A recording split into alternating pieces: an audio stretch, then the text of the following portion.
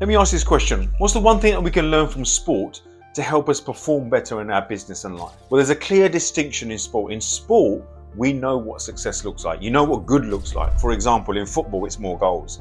In cricket, it's more runs or wickets. In rugby, more points, etc. So we know what good looks like. But when you think about life and business, we might have a definition of what good looks like, but it might be different to someone else's. Now, does that matter? Well, it matters in the context of when you're part of a team, or you're in a relationship, or part of a family, or whatever, where if you have different measures of what good and success looks like, all that in itself can hinder performance. Performance is potential minus interference. So for you to reach your potential in life, in business, in sport, you need to know the interference. But you need to know the interference in the context of what you're aiming for. Because once you've got clarity on what you're aiming for, everything else can be addressed.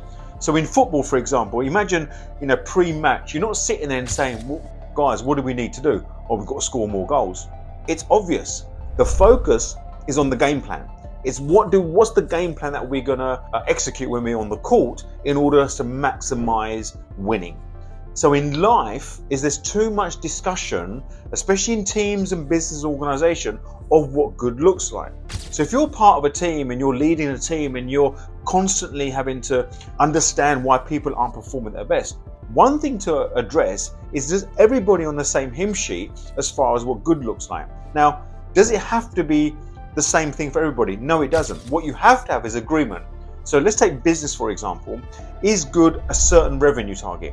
Is it number of customers? Is it a certain profile you have within an organization? So once everyone knows that this is what good looks like, the focus then is on the game plan. What's the game plan that we need to execute in order to maximize performance? So let me give you the formula for performance. Performance is potential minus interference. Now, what is interference? Let's take sport, for example. What's in the way of hitting your performance could be your fitness levels, could be your talent, could be how much harder you work, could be the food you eat. So there's tangible things that we know. Now, that may be the presenting problem. Let's assume the talent is a given there. Now it's about the hard work and the skill. So if your attitude and your mindset toward your hard work isn't to where it needs to be, it's going to affect your hard work. So think about in business on life, is that the interference, you might say, the reason I'm not hitting my potential in business is because I haven't got the money, I haven't got the contacts, I haven't got the opportunities. But the thing is, you might not have the money because the internal conversation around, well, I'm not good enough, or I'm fear of failure, means you're not taking the action to go and get the money, be that from investors or earning the money or whatever way. Let's say you say, I haven't got the contacts, I need the introductions. And you say, well, if I just had this introduction, I could progress in my life. However, the reason you're not getting the introduction is you're not putting yourself out there. The reason you're not putting yourself out there, the interference is, I don't feel good enough. I feel an imposter. So what I'm usually finding, the work that I do, is the interference, that's the true interference that's getting in the way of people performing at their best, is a mindset thing. Fear of failure, imposter syndrome, self-doubt, self-confidence, all those things, the internal dialogue that isn't presenting problem, but it's the core issue. And invariably, once we start to address those things in a very micro, individual way, things start to happen. Step number one, what's the first thing you need to do in order for you to maximize performance? What you need to do is agree on what good looks like. Because in sport, it's easy. We've just told you that there, whereby in football, universally, it's the only metric that matters is more goals. You might be playing part of a league or a cup, but more goals means you win the match. Any other metric doesn't matter. So in your business, in your life, what's the one metric that good look? Now, you don't have to have one metric. You can have several metrics. It might be revenue. It might be number of customers. It might be net profit or gross profit or whatever it is the whole team needs to agree this is what good looks like, and then work on the game plan. Because once you understand what good looks like, the rest takes care of itself, meaning the conversations are more fruitful, the actions you take are more fruitful. The complete focus is on the game plan. And the idea is this, if you execute the game plan based on all the talent, based on all the resources, based on all the know-how you have within your organization, you'll win more than you lose.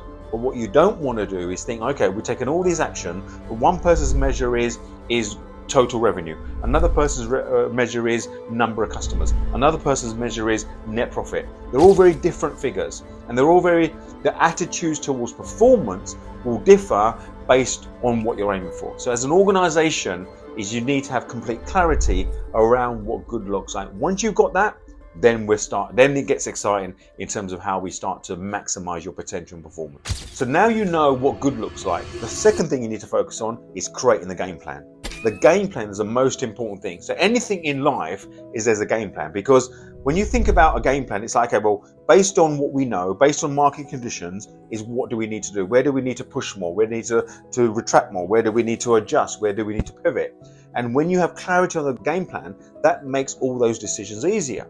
Now, the game plan, depending on your role in the team, will differ. So again, let's take a football team. If you play a simple 4-4-2, you have a game plan whereby the fullbacks might have to play in a certain way based on the game plan. So the game plan is, let's soak up pressure and let the other team come onto us, and we hit them on the break. It means the game plan for the fullbacks is different. If the game plan is we go and attack, possession is what we need, the game plan for the fullbacks is slightly different. So your actions will determine the game plan. So if you've got a sales team, if you've got a marketing team, if you've got an operations team within an organization, and you know that this quarter, this is our target, is what's the game plan for this team? What's the game plan for the marketing team based on what success looks like? And then also what's really important, which is sometimes underestimated, is for each individual team as part of an organization, if we know each other's game plan, all of a sudden you know where your impact is based on someone else's game plan. And the reason is this, is because the game plan for the sales and marketing people is directly impacted based on the game plan for the marketing people. So if they understand their game plan, they're going to put a certain amount of content out there at a certain time and expect when this content gets out there, we're going to expect this kind of response, which means the salespeople have this kind of opportunity. And if they understand the game plan of your fellow team members in other teams, even though you're not involved in it, it makes your execution of what you need to do and maximizing your outcomes even more better. So it's understanding your game plan, but also understanding the game plan of your fellow team members in other teams. Now we look at the third pillar, and this is where it's the underlying problems. The third pillar is about the real interference.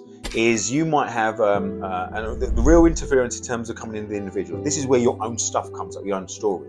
So you might have all the resources to how to sell something. You might have all the talent, all the training in order for you to go and network, or go and do a pitch, or go and present your problem to your potential clients. You've got all those things, but what's in the way is you don't feel confident. What's in the way, am I good enough? What's in the way is what are they going to think of me? So there's a certain dialogue that goes on that people don't want to admit to. And the reason you don't want to admit to it, because it shows vulnerability. It shows potentially on the surface, it might show a weakness, and no one wants to show weakness. And this is where you as an organization and a team have got to create a safe space. Because when you've got a safe space within an organization, it allows everybody to feel that this is what's truly in the way. I don't feel confident myself. We can then help each other.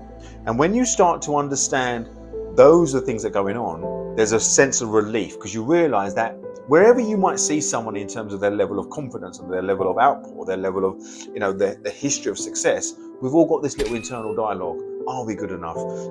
Will I be found out? Is my self-confidence here? And there's nothing wrong with admitting those things. It's then understanding that that's really in the way. And if it isn't those things, what else is in the way? And working as a team together to understand what the true interference is within your team and what's really in the way. And once you understand the true interference, you realize, wow, we can address those things. It's not the fact that, and sometimes, it's the bravado and the ego that gets in the way. There's no need to have that inner safe space. And when you start to understand that actually looking silly, there's nothing wrong with that as long as you come from an authentic place. But it's about learning from those experiences, sharing those experiences with your team members, say, this is what's in the way. And what you realize is when you're honest about what's in the way for you, other people are honest. And when they're honest, you can all start to grow. Remember, all ships sink in a low tide, and all sinks will rise in a high tide. So when we're all performing at our best, we all build each other up. And we all build each other up, the outcomes and the results can be absolutely fantastic. So finally, what can sport learn from business? Number one is have clarity on what good looks like. Number two is, once you know what good looks like, is have the game plan to ensure that we're all aiming for the same thing.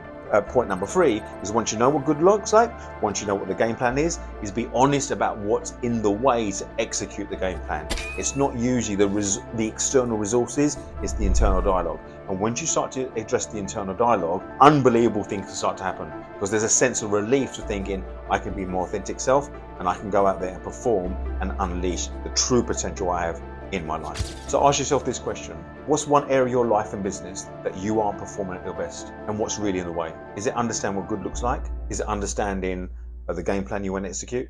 Or is it your mindset? Once you understand which it is, you can start to address those and the results can be unbelievable. I hope this helps.